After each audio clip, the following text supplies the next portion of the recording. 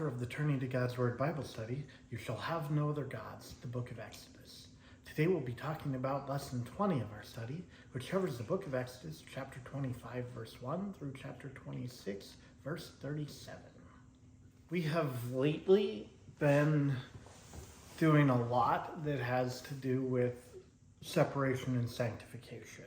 Up to and including, you've got the mountain where mostly God and only a couple other people go versus all the people down below. You've got a continual emphasis on the Sabbath and some other holy days that are periods of time that are set out or separated. You've got things to do with behavior in the commandments and subsequent rules that carve out or separate the people from the people around them.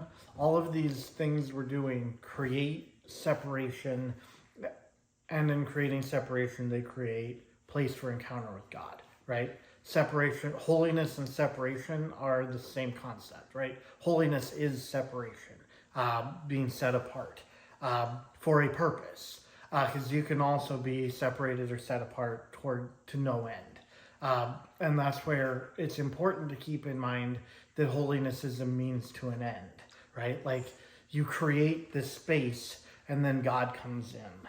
And the tabernacle and the ark are the perfect image of that, right? You have these precious things. You have this layered tent. You have these precious materials. You do all of these things to create this sacred space. And when you do it right, then God comes into the space.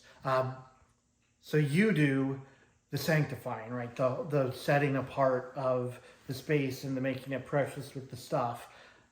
And all of that is just a means. And then God comes in, and that's what you were going for. And that's what you're going for with all of these things we've looked at, right? That's what you're going for with the celebration of a Sabbath. You're carving out in time a space, and if you do it right, the goal is that God comes in.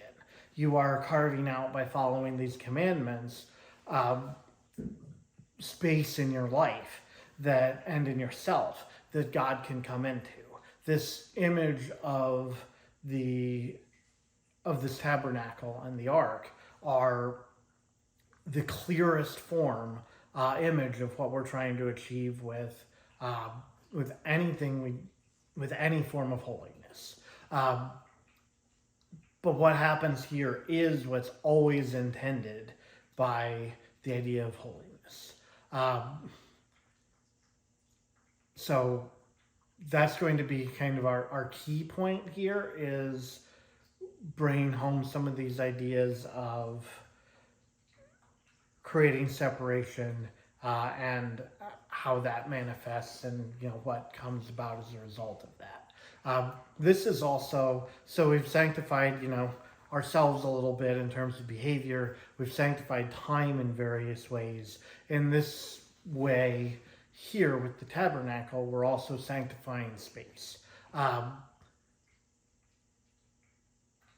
in a fascinating way, because it's not like, oh, this is an important spot, I'm going to build an altar here, which happens in Genesis some, right? It sanctifies space, but it's very deliberately a tent that is built. And the ark is built with poles to use to carry it.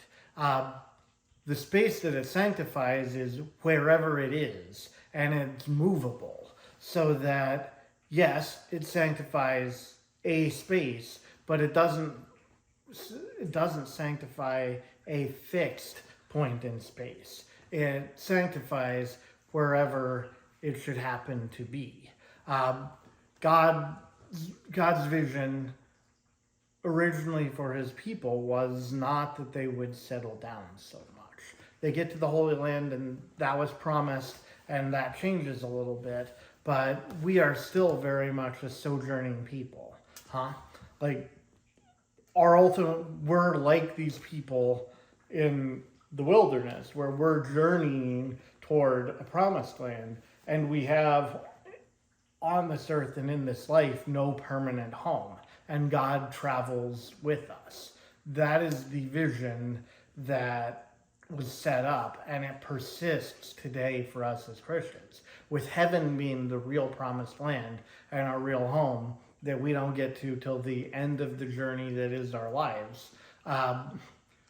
We are always traveling in this life, and God is traveling with us. And so this also becomes a means of supporting that image of we shouldn't get too comfortable in any place on this earth and in this life and start to mistake. While we're shooting these videos right now in my house, right? But the important idea is this might be my house, but it's really not my home, right? My home is heaven, and I'm still journeying toward my home.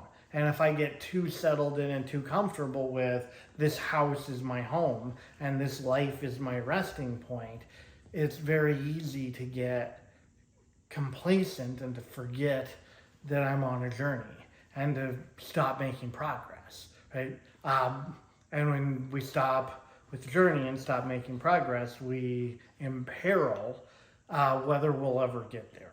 Because it's not a short journey, and if you stop moving, how are you going to get there? So that's why God is a traveling God, and his people are traveling people, and that is still true today. Even if we stay in one spot physically, we are still meant to conceptually be viewing ourselves as traveling people and our lives as a journey with no permanent home.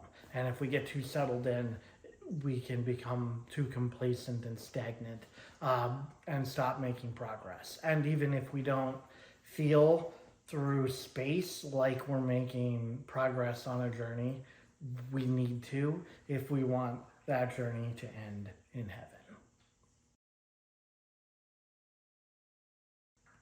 As we open this bit, the Lord presents to Moses the idea of go tell everybody to give me stuff, valuable stuff. We don't want specifically valuable stuff. And what we're going to do with that stuff is we're going to make a sanctuary. The word sanctuary comes from the same Latin word that we get the word saint from.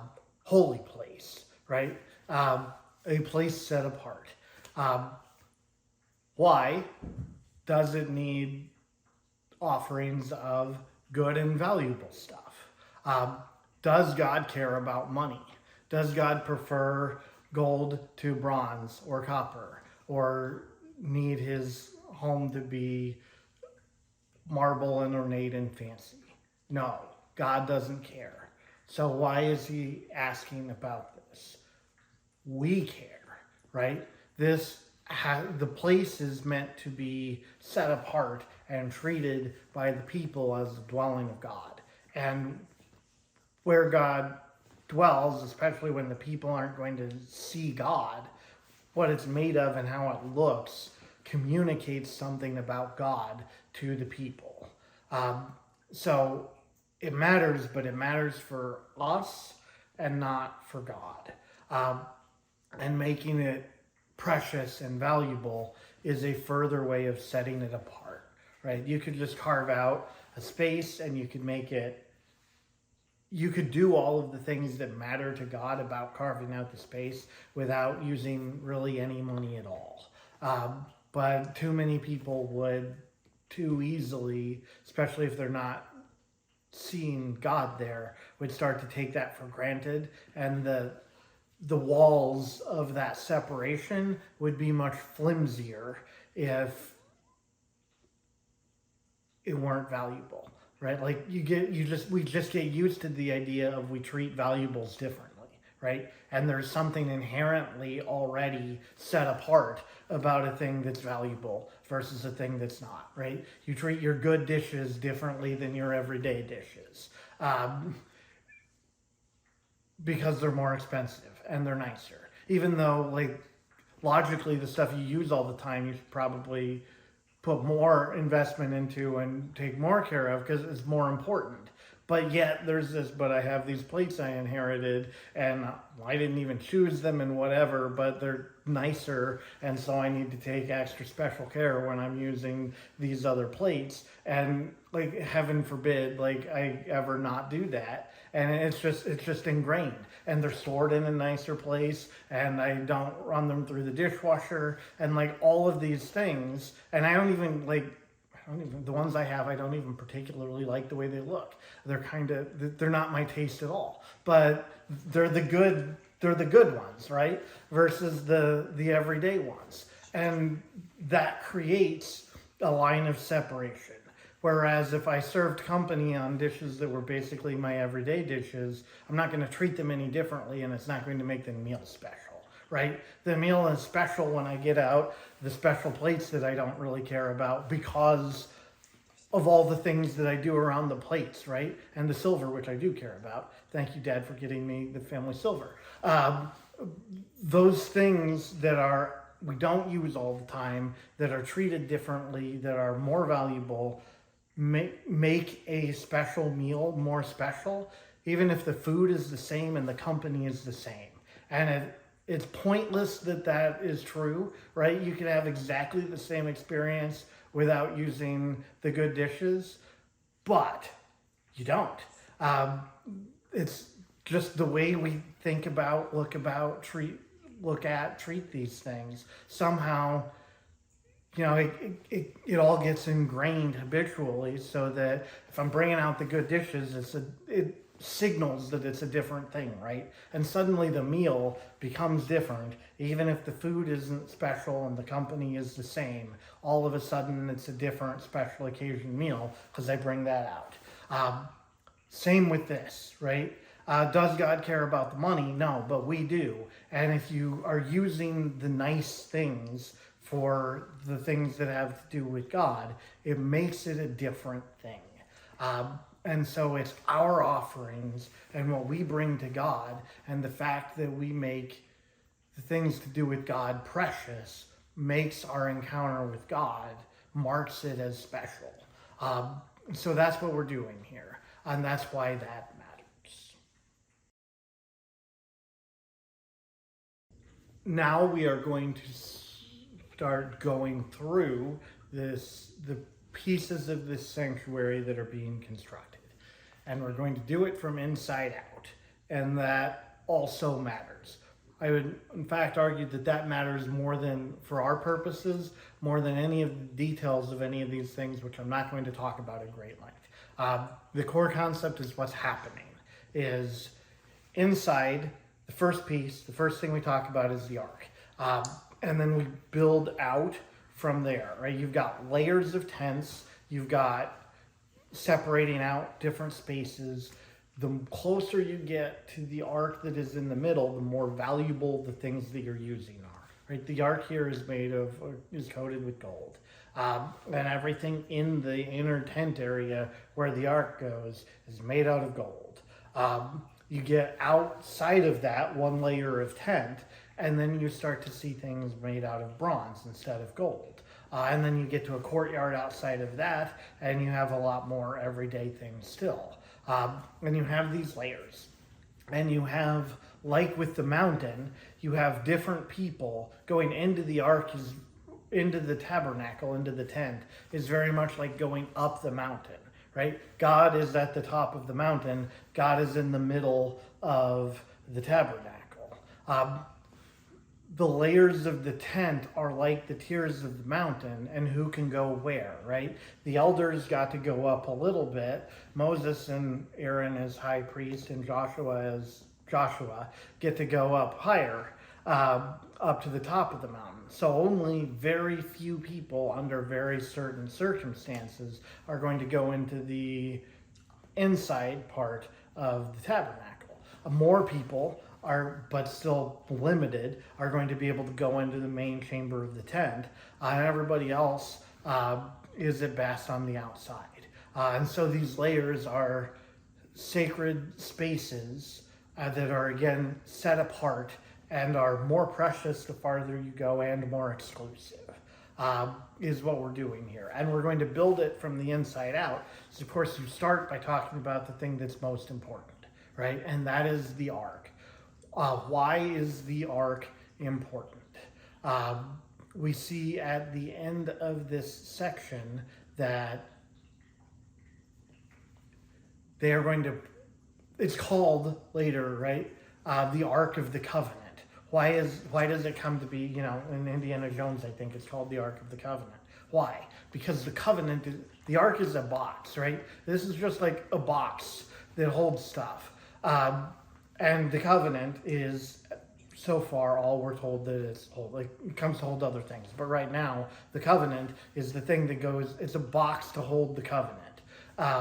And that's it, right? It's just wood box coated with gold, holding the covenant with poles, because heaven forbid, no one, once you get the covenant in there, nobody's supposed to actually be touching it. Like, it's that set apart that you have to put these poles through holes on it to carry it, because heaven, and we see later they stumble when they're carrying it, and somebody tries to stop it from falling and touches it for that purpose and dies. This is the center place that is, and we'll see in a minute when we get to the mercy seat part of it, this is seen as the place where God lives on earth. The covenant is kind of that manifestation of the presence of God. If you think about that, what is more important and more fatal? Touching this box or violating the covenant, right? The rules or the law that are in this box are the thing that suggest the presence of God. The thing that, again, that's why you start with the important things, the ark in the middle, and build out to the less important things. We established the law before we built the ark. So which of the two is more important, the ark or the covenant? It's the covenant. The covenant is more important, and the laws and keeping the laws is more important than this space that we're carving out. But the space we're carving out is also important, and it's like a physical manifestation of the importance of the covenant. But it's secondary. The law is first. The liturgical practices and spaces around it are secondary. And I think it's real easy to get that shifted sometimes, both when we look back on their practices and on our own, right? We also build nice churches, and that's a good thing to do for the same reason it was good for them to do it. Insofar as we can afford it, great, beautiful churches definitely cause people to, uplift people and help them to recognize the place as sacred and holy. But inside the church, you also have the tabernacle, which is more important than even the nicest of churches. And inside that tabernacle, we have the body of Christ. And consuming and becoming ourselves that body of Christ is more important by far than what's in that tabernacle. And everything is meant to be pointing in that direction, right? The way all of this is set up, the architecture in the churches, they've generally gone to moving the tabernacle back up to a central place on the altar, which is exactly right. I'm glad that we're doing that again. Everything's meant to be pointing, leading inward and upward, right? And toward that single thing that is the presence of God, both in terms of covenant and in terms of space. And the two are meant to mirror one another and work together. And that's what we're working to achieve here. So we're building a gold box, which in and of itself means nothing, and as the thing that is where God comes to dwell means a great, great deal. We have the box, wood box, gold plated, where the covenant's going to go. On top of that box, then, we have the mercy seat. It's a very fancy lid with angels with their wings and creating a space between them, and from that space God talks to his people. Again, we're going from most important to least important. Why didn't we make the mercy seat and then make the ark? Which is the ark of, again, the law, the covenant that the box holds is more important than the lid to the box where God speaks from. The covenant is more important than the space, right? The rules and the laws are more important than any of the rest of this thing that we're doing. But obviously this becomes a very important deal that you have a place in space here at the top of this box that you can represent as this is a place that God is, right? Okay, yeah, God is everywhere, and I think we get a little too used to the idea that God is everywhere as well, and downplay that he is differently and more in the tabernacle in our churches. He's more present in the tabernacle than he is everywhere. And these people didn't necessarily have the idea of God as omnipresent, right? Like, that evolves over time. They didn't necessarily think of God as being everywhere all at once. So for them having, okay, God is here, and I can go here, and that's where God is, and I can interact with God. It's like the top of the mountain, but it goes with them, right? That's exactly what it is, because they were going to leave the mountain. God was, they had this space. You want to talk to God, you climb the mountain. Okay, but we're not going to be here. What about God? Well, we're going to take him with us. And they're basically taking the mountain with them in this thing that's being set up. You've got then this means of carrying the mountain around with you. And you can meet God in the tabernacle, on the mercy seat, in the ark, like you met him on the mountain. And the same things happen, right? Moses went up to the mountain to get the law, to figure out what God wanted his people to do. And you don't have to go back to the mountain to ask him other questions and to find out what he wants you to do. You can go into this tabernacle, which is very much like going up the mountain, and you can have the same kind of encounter with God. And a non-Moses person can do that if they can survive the trip. It's equally potentially fatal to go into the tabernacle as it is to go up the mountain. This really is just a means of taking the mountain with them. And God's role toward his people doesn't change, but it allows them to move him with them. Then, eventually, this is going to settle down and become a temple, and the temple becomes more important than the mountain. But should it, though?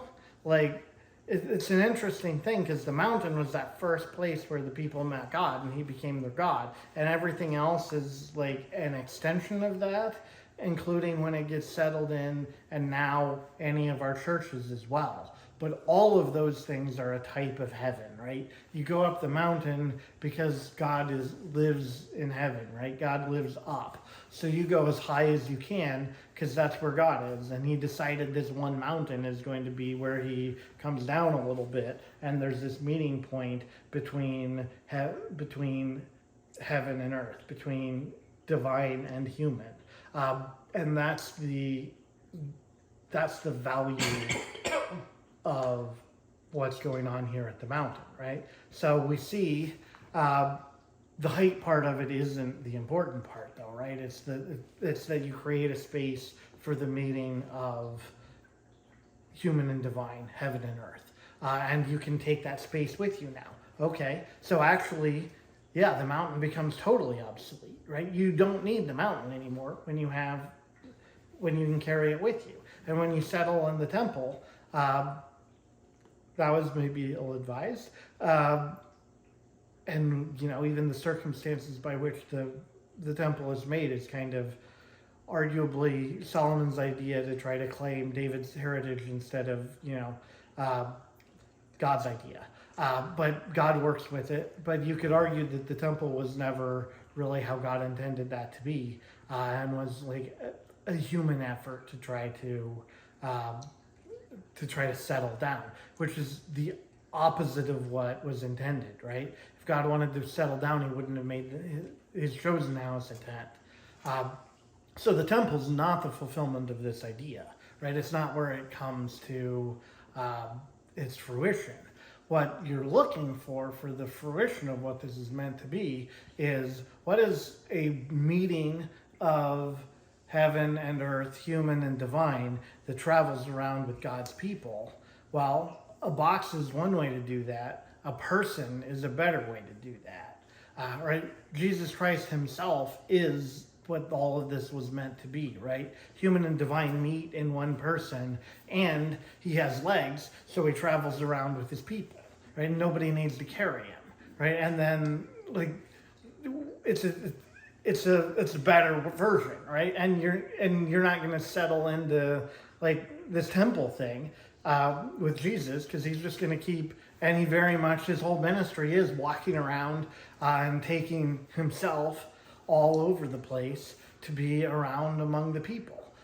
We're back to having a very traveling version of this again with God, when he realizes the true fulfillment of this. And of course, Jesus does what God did from the mercy seat of the ark, right? He teaches the people what God wants them to do from his mouth, rather than from an empty space between some angels. But that's the progression of this that was intended, right? Is mountain to ark to Jesus.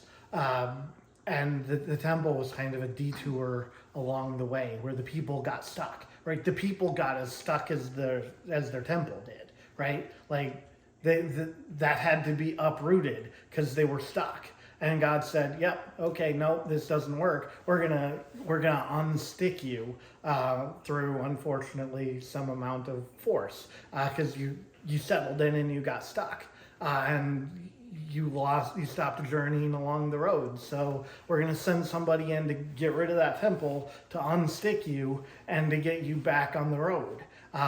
And it worked. The temple was a detour, right? And was like, they got stuck, and God got them back moving. Jesus is where all of that was meant to go. Here we continue building out.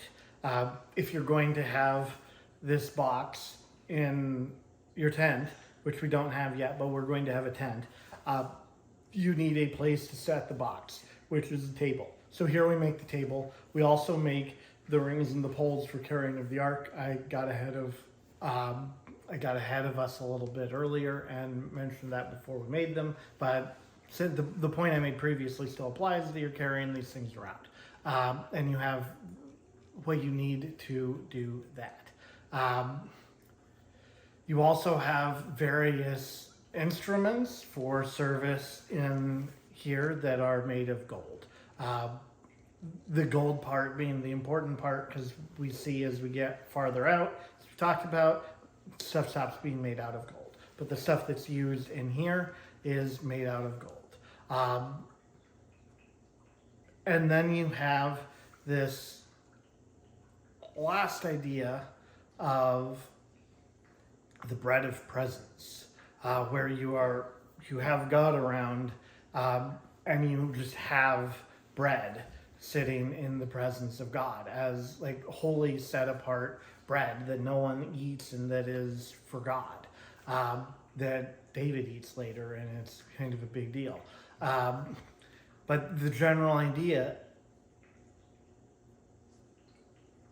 I'm not 100% sure, but it seems like the idea is, if you want God to be living and traveling with you, you should be providing provisions for God along the way in doing that. So it's, God, here's your bread that we're going to put in your tent where you live and travel with us, because, you're with us, right? And you're part of the family here. So we're going to make sure that, you have, not that God really needs to eat, obviously, but the idea is that, right? He's traveling along with them, so they're giving him food for the journey, which is so incredibly ironic when he instead gives us bread to eat for the journey that is his and him later on. And this is like the reverse Eucharist, right? It's like people giving bread to God that's made holy by being in the presence of God, that nobody ever eats. Whereas God later reverses that on us and gives us bread that is him, that is holy because it's him, and that brings us, by consuming it, into his presence where we weren't before, right? He pulls a reversal on us in the form of what this bread is, and makes it into an entirely different thing. But it's there from the beginning, as this is being set up, which is also pretty neat. So we don't have the tent yet, but we're filling it in. We've got the ark, we've got a table, we've got some bread for God, we've got some various tools and implements, we've got a way to carry the ark. Once we set up the tent, and God is in there, though, he's going to be in there in the dark. We wouldn't want that. Or, if anybody else is going in, it would also be very hard to not accidentally stumble into the ark and die. So there's that practical consideration as well. Let's get some light in here. So we're going to make some lamps that we're going to keep lit, and this is the origin of the menorah, right? Thing with 7 candles, 7 lamps, and then we have God in the midst of all of them as very much an 8th thing, right? But the quantity of 7 here very much highlights how incomplete this is, right? How this is not the real ending point of God's presence with his people. And for explanations on that, watch our other, beginning of Genesis would be a great one to watch. It's a long and detailed conversation, but the idea being 7 is not a complete and perfect number in the Bible, as some people have, I think, mixed up a little bit from time to time. Right? You've got 7 days in a week, so great, it seems ending imperfect, but of course Jesus came on the 8th day. Again, watch the video if you haven't seen me talk through that point before, and you're confused by this idea. But right, everything about that screams this is temporary, anticipating a further fulfillment, another phase. And as we talked about, that's Jesus. So the lamps serve the purpose of pointing out that we've got more to do, and practically lighting the thing along the way. Now we get to the long-promised tent. The word tabernacle means tent. It's one and the same thing. I don't know why we keep using the fancier word. Honestly, it would avoid probably a lot of confusion if we started using the tent in place of tabernacle. But I see why we keep it. But for our purposes, tent and tabernacle are exactly the same thing. And here we see there are going to be layers of this, as we've talked about, right? So here we see the inner layer, which is made of valuable, expensive cloth and hung with gold rings. And so we've got our first layer, right? We've got all that stuff we just built goes in one place, and we build cloth tent sides around it. Then we have the rest of the tent made not of linen but goat's hair, and clasped not with gold but with bronze, that goes outside of the other one. Being our first example of what I said was coming, which is the good stuff goes inside, the less good stuff goes out. We've moved from linen to goat's hair and from gold to bronze. All that fabric's not going to hold itself up. We're not building a magic tent, we're building a normal tent. So you need, you've got a wooden frame and you've got silver bases for all of this around. That you effectively hang all of these curtains to top off and to create your tent. So now you've got your big layered tent with the frame to keep it in shape as well. Here we make more structures. So we have frames and then we have like bars, 5 bars on each side connecting the various frames. So you've square box, right? With frames going up and around and then bars like going through and connecting all the frames as well. And being the outside structure of this whole thing, and like the foundation, they're made of wood and they're covered in gold like the ark itself is. Just kind of around the side. Here we make basically doors, right? You have tents, you don't have doors like we do now. You have different kind of door.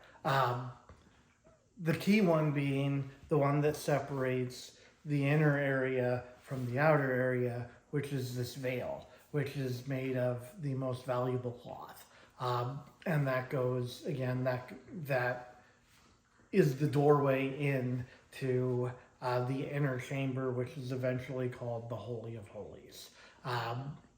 And even here, she'll separate for you the holy place from the most holy. That inside, Holy of Holies, most holy, its name even comes here.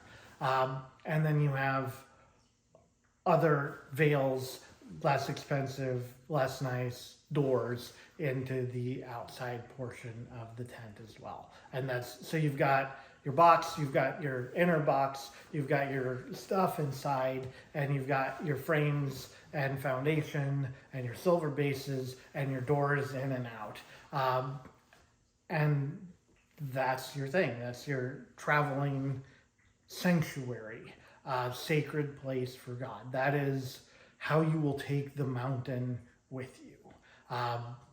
We, of course, take God, because what you're really trying to take is God who is on the mountain. We, of course, take God with us in an entirely different way, because Jesus has changed the rules so much.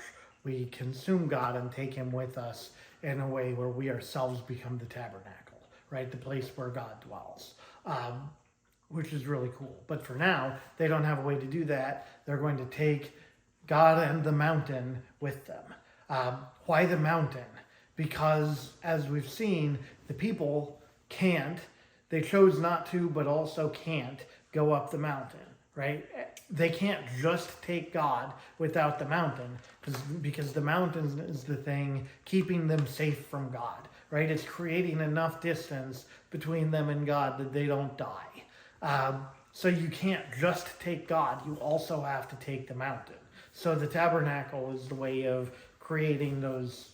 This is creating safe spaces, not for God, but for the people, right? It's not, you're isolating God enough from the people that he can be in their presence and they cannot die. Whereas, when those walls break down and Jesus allows that we can be in the presence of God and live, then, we can take him with us in ourselves. And it's, the significance of what's achieved there is hard to overstate. It's a huge deal.